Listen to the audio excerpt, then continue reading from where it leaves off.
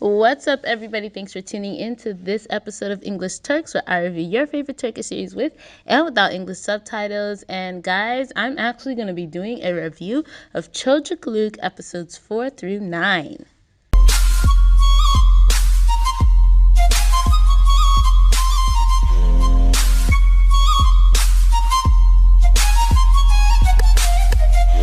Guys, after totally binging this show for the past, 3 days, I actually was able to catch up with the series, and now I'm on par to get to episode 10 when it airs and watch it on time with everyone else. And I'm so glad that I got back into Cocukluk and watched it, because OMG, it is so good.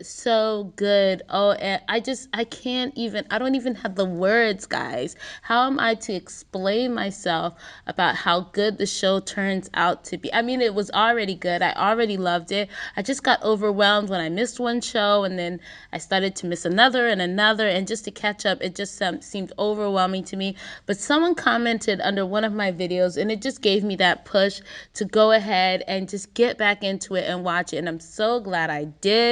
Guys, okay, let's start off with Hayalet. You guys know he's the silent one, right? And the episode where he is all of a sudden, they're like, all the kids are afraid of him because he tried to stop a man from beating up on a pregnant woman. And that pregnant woman, how dare she? She's so freaking rude. How dare she go ahead and try to make it look like, Hayalet just attacked the guy for no reason, especially with the guy hitting him with a stick. And then for Piliatum, I should call her Aishikul. Miss Aishikul doesn't even care to look at the video to see, because if she looked at the video, she would have realized, if she looked long enough from the time where the guy and the wife stopped and to the time that Hayalet intervened, she would have seen that Hayalet was trying to protect a pregnant woman. Thank God Chijik was there, which I don't, why can't I remember his actual name? But anyway, thank God he was there, because, he fought for Hayalet the entire way through. And so I'm just so glad that he was there to protect him. Now, as we keep moving on, so the girls are all going through this, and Zainab, she's thinking oh my gosh, I can't believe this. Hayalet just went and attacked that man for no reason when he was trying to talk to his wife. But luckily, at the end of the episode, they finally realized that she has a terrible perception of what it means to be loved and have a husband and wife relationship, because she looked at the horrible example for her mother and thought that that was okay. Okay, let's go on to I'm just doing this by characters because it's from episode 4 through 9. So sadly, good. It's a good and a bad thing, but Dodo, the little boy, the little 2-year-old boy, he ended up getting adopted by the bicycle family that originally Mosey liked because the guy played guitar, and then they gave him to Bambi because Bambi liked that they had bicycles, but then Bambi didn't go with them, and so then they ended up really liking Dodo, and so he ends up getting adopted by them. So I was sad to lose him as a character, but I guess, with child laws, maybe he's not allowed to work as long or whatever. So he ends up leaving the show because he's adopted. I don't know if he'll be back in, but so far he's gone. And another person that actually left was Mosey. Her dad came back for her. And I was so happy about that, because she was much older than the rest of the girls. And it's harder to get adopted when you're that much older than everyone else. So I mean, we'll see what happens with that, if she's going to stay with her dad or what. But it just seems like, okay, so many kids have left the home, and now it's really down to Bambi, Zainab, which they call her Sanjar, and then the twin boys. So let's talk about Bambi. So Bambi's fallen in love with this fake Judale family, and it turns out that that woman can't have kids, or is having a struggle trying to conceive. And so they eventually kind of convince her that, hey, listen, she's a child from an orphanage. Maybe this could be your child. And they did actually go to spend the day with her, just to make her feel better. And then turns out that they end up not spending the day with her just because of the whole situation that happened with Hayalet. But still, I think that that's who the family she's going to end up going to. And then the same thing with Sanjar. She has that great couple that really want to be with her. Within those few episodes, she went and spent some time with them, but she hadn't had a chance to go back because so much stuff going on at the home. And so I think in the next episode, episode 10, she might end up going to that family, but her mother is still tied into the episode. So that's something that we have to keep in mind. And then the older girl, and Nene, I think they call her Nene. She is supposed to be going to school and stuff, but she stopped going to school, I think partially because of what those kids had did to her. And then she started working for the bakery place, saying that she was trying to help Mavi to figure out who this bakery lady was. And the bakery lady turns out to be, of course, Chijik's wife.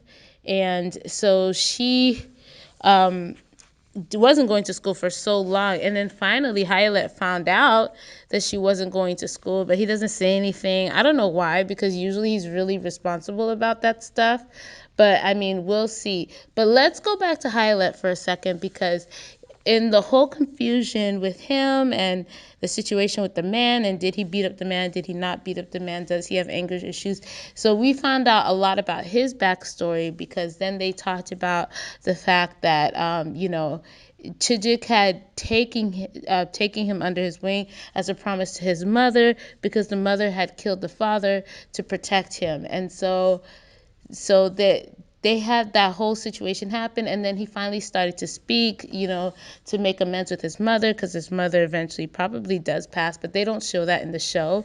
He just ends up going back to work at the orphanage, which I feel like he would be more and more attached to his mother, but he was just super angry. And then at least the good part about that whole situation was, one, he got to see his mom again, and then two, he got to realize that he's actually not a killer. The fact that he pushed his dad and his dad hit his head did not kill him. It was the mother with the knife that actually killed him.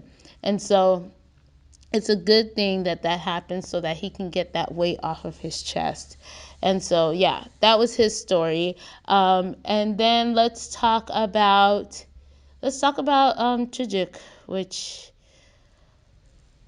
Jijik, I don't know. I think that's what they call him. I'll figure out what his name is again. I just, for some reason, it's lost for me. So the big shocker with his story is, one, he does approach his wife, but prior to him approaching his wife, Mabi had introduced herself as his daughter, and so the ex-wife was not necessarily ex-wife because they were still technically married. She like freaked out because she thought like, oh my gosh, like I'm over here suffering at the loss of our son, and you are literally over there building a new family, and you have a daughter that was like what, 2 years younger than their actual son. So that kind of freaked her out a bit, which I can completely understand. And so when he approached her, she was like really upset, really pissed off. And you know what? It seemed like with the first few episodes that they were, going to be something, like they might go back to each other and stuff like that.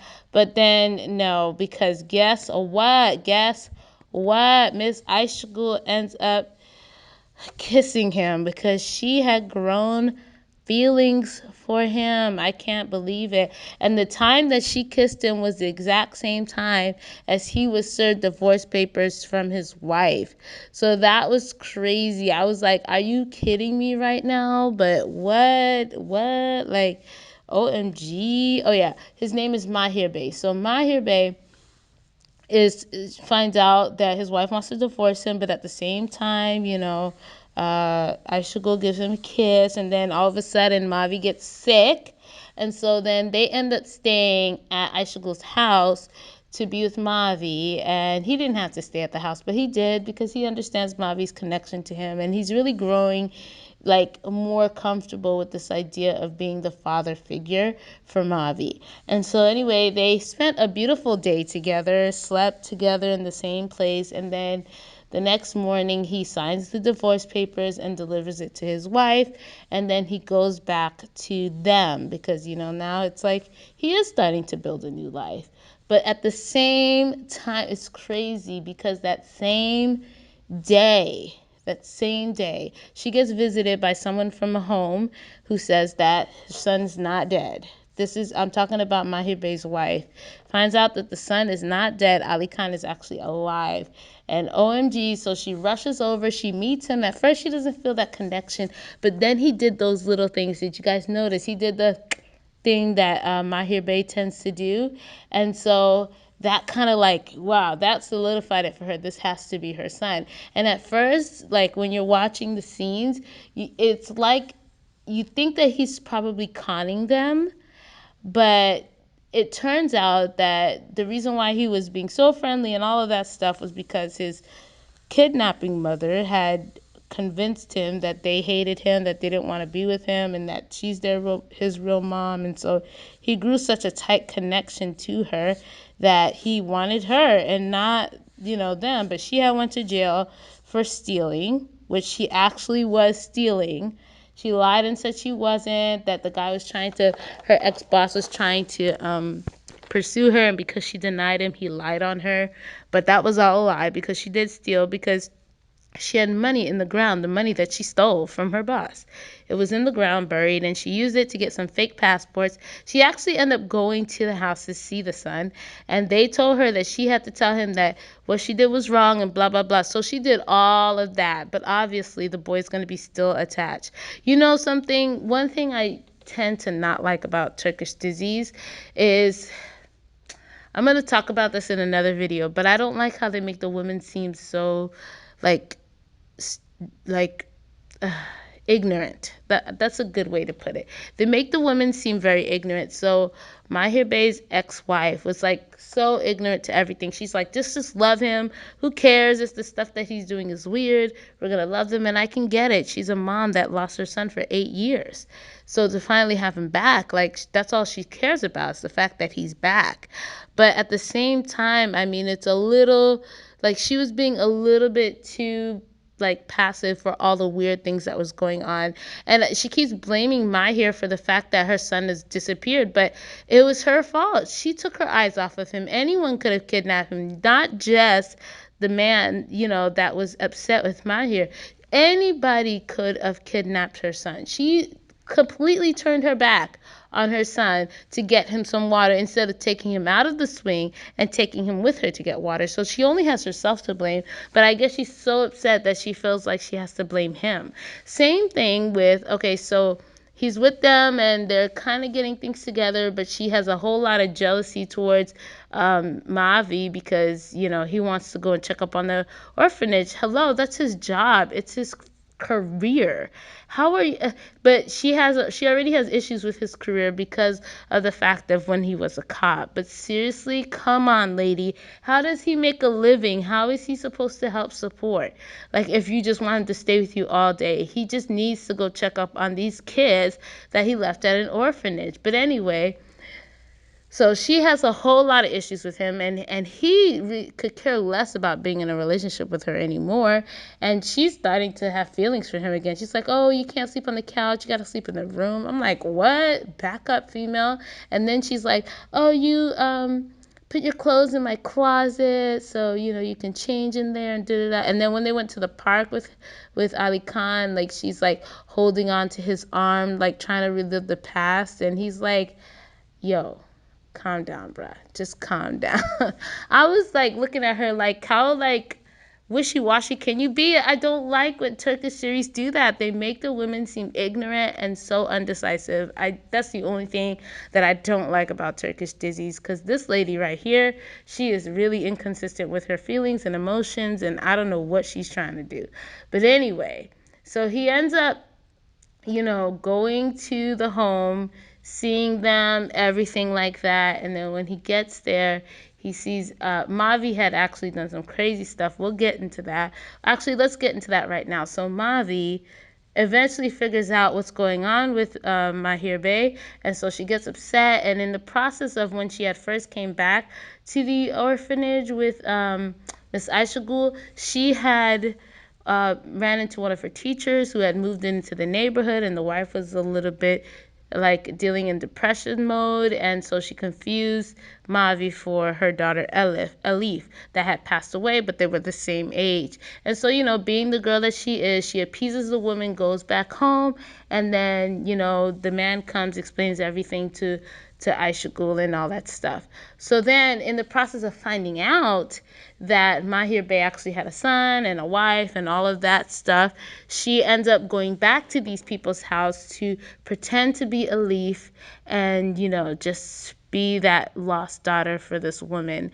But of course, Miss Ashikul doesn't let that happen. She ends up trying again to go do that, run away to these people's house, but Ashikul ends up catching up with her and asks her, can she be her mother? And eventually, Mavi does agree to the whole thing, right? And so they're going through this whole situation.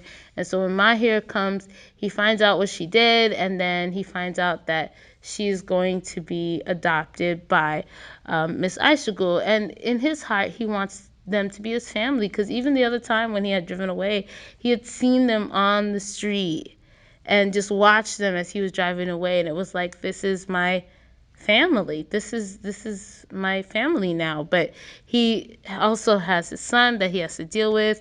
And so yeah, so they end up like saying that they're going to leave and go to Ankara, and he's like, okay, he's just going with the flow with it, because he understands the division that it's going to be causing with him and them, and then him and his old family, I should say. And so yeah, and then he goes back home to the Ali Khan and all of that. And then, Ali Khan has his issues again. He runs away trying to find the lady. But then when Mahir Bey says, I'm going to look for the woman myself and bring her to him, Ali Khan comes out of hiding, and he's like okay with them now, going to the park, all of that stuff. But eventually he does have to go back to the orphanage, because Hayalet came to him and showed him the box, the little container where Mavi kept all her memories and stuff in.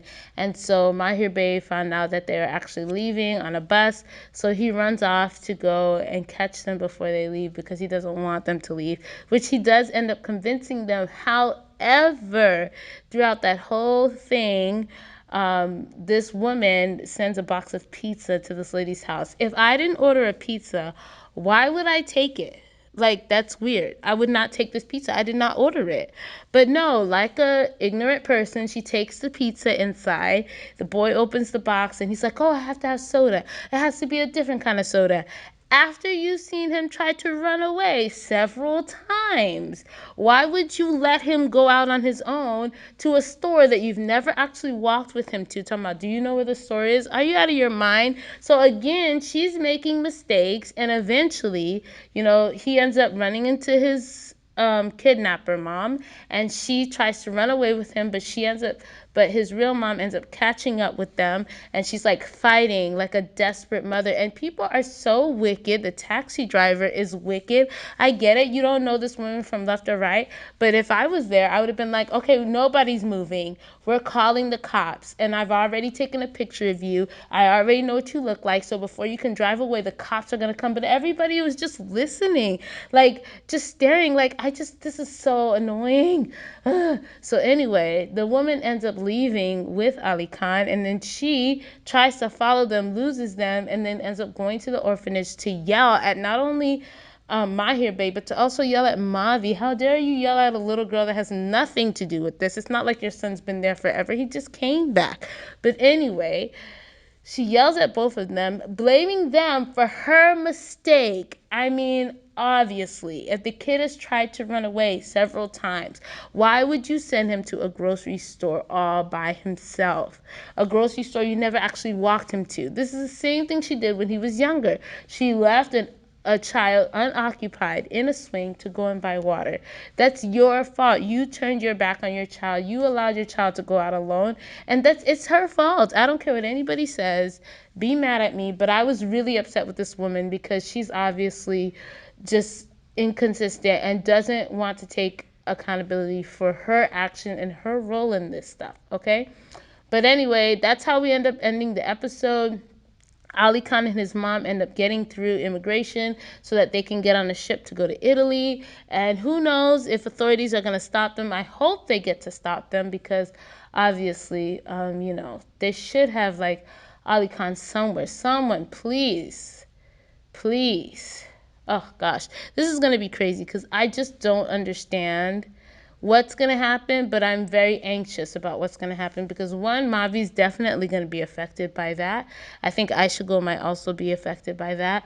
Mahir Bey is about done with this woman, and this woman is going to continue being like that to Mahir Bey for almost the rest of their lives unless something cools her down, because if Mahir Bey tries to have another family and allow Ali Khan to be a part of that, she's not going to have it. She's just going to be jealous and angry that he's not with her.